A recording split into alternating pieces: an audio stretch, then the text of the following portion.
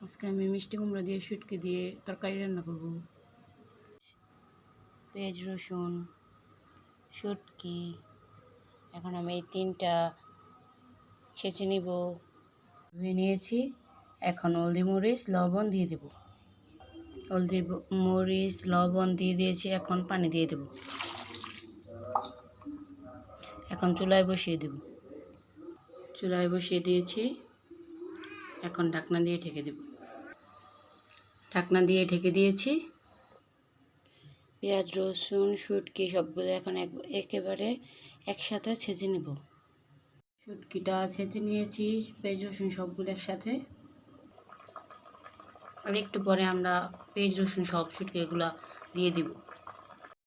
এখন দিয়ে দেব শুটকিগুলো বাটা। এখন লাড়া দিব।